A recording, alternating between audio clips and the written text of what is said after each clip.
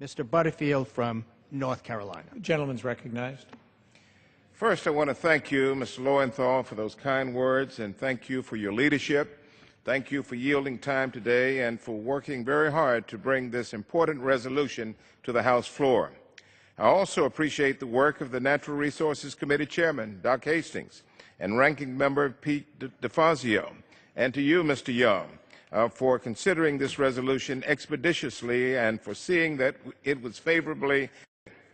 Also, let me thank Senator Chris Murphy, who used to serve in this body and now serves in the United States Senate from Connecticut, for introducing a companion bill in the Senate. His support is critical, and I thank him for his commitment to this important issue. I hope that the Senate will act as expeditiously and in as bipartisan a fashion as has the House of Representatives. Mr. Speaker, I rise today in support of House Joint Resolution 120, a bill that I introduced that will formally approve the location that was selected by the Administrator of the General Services Administration of a memorial that will recognize the thousands of slaves and free persons of color, or as historians sometimes refer to as free Negroes, who fought for independence during the American Revolution. Federal law requires, Mr. Speaker, that the location for the memorial identified by the Administrator of GSA, that it be formally approved by Congress within 150 days of receiving the recommendation by the GSA Administrator. The memorial that will eventually be constructed to honor tens of thousands of slaves and free people of color who helped to secure American independence during the Revolution will be a fitting tribute to their heroic actions that helped shape the very foundation of our nation. For generations, historians estimated that at least 5,000 African Americans, both slave and free, fought for American independence. Revised estimates now show more than 10,000 brave men joined the fight.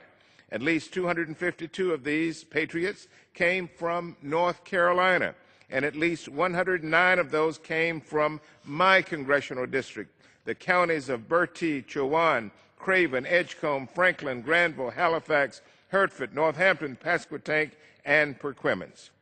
The President General of the National Society of the Daughters of the American Revolution wrote of the brave souls who fought for freedom when they themselves were not free, that, quote, they deserve special recognition in order to help better educate our country. In 2008, the National Society of the Daughters of the American Revolution published landmark research containing the names and communities of these African American patriots. The research is continuously updated with the discovery of new heroes.